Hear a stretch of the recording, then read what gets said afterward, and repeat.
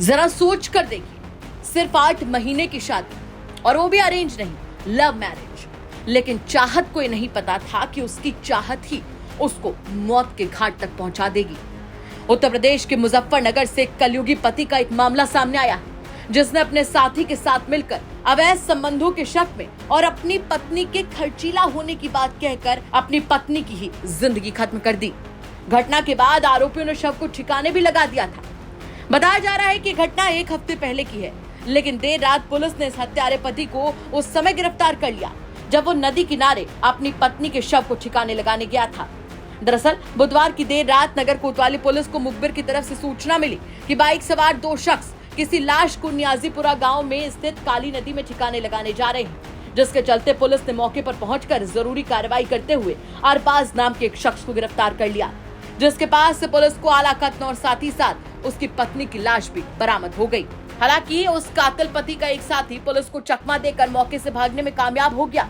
Police की गिरफ्त में आए अभियुक्त अरबाज से जब पूछताछ की गई तो उसने बताया कि 7 से 8 महीने पहले उसने 21 साल की चाहत नाम की लड़की से लव मैरिज की थी।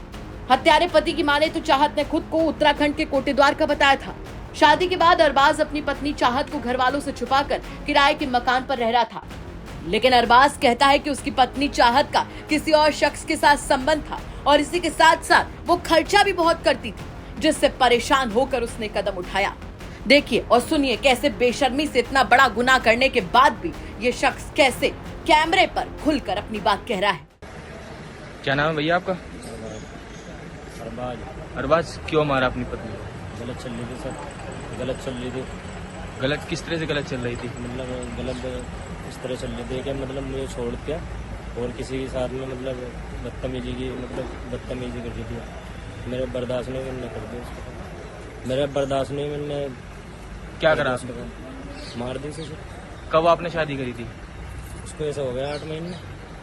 तो किस तरह से आपने हत्या करी? मैंने गलत आवाज।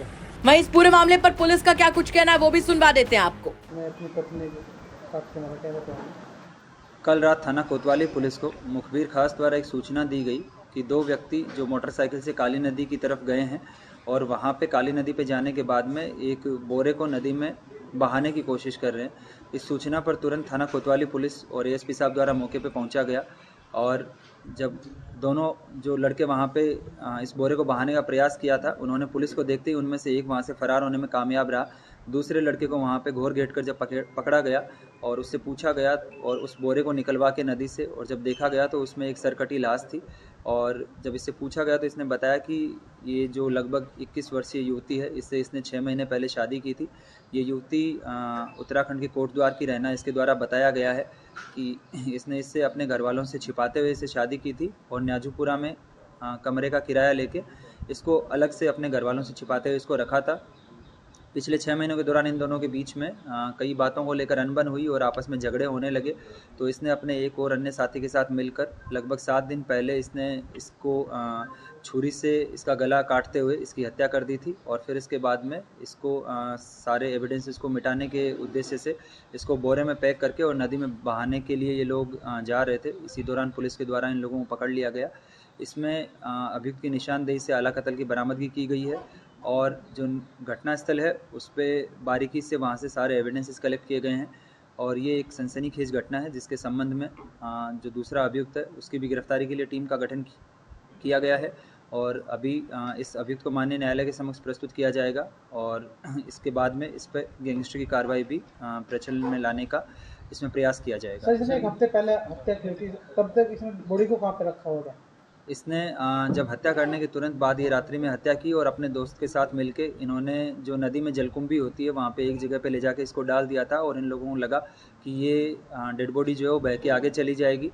कल इन दोनों के द्वारा दिन में फिर जाके वहाँ पे चेक किया गया था तो ये नीचे से ऊपर आ गई थी और ये आगे फंस गई थी, इसलिए इन दोनों के द्वारा रात्रि में जाके और इसको आगे बहाने का प्रयास किया गया था जिससे ये जो हत्या के साक्ष्य है इसको मिटाया जा सके। उसी दौरान पुलिस ने इन दोनों को इसमें से एक अभियुक्त को दबोचा है। जरा सोच कर देखिए, 8 महीने पुरानी लव मैरिज, उसके बाद में चाहत का ऐसा अंजाम जो उसने कभी सपने में भी नहीं सोचा होगा।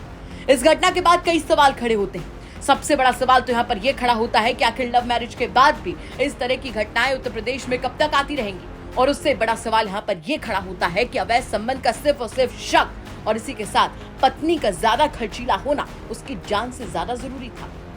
इन तमाम सवालों के साथ आपको छोड़कर जा रहे हैं। साथ ही आपसे भी कहना चाहेंगे कि अगर आपके आसपास के इलाके में कोई ऐसी बड़ी घटना होती है जो कि क्राइम की एक बड़ी खबर बन सकती है तो हमें कमेंट करके जरूर बताइएगा। हम उसकी तह तक जाएंगे, उसके बाद में उसे खबर के तौर पर आप तक जरूर पहुंचाएंगे। नमस्कार।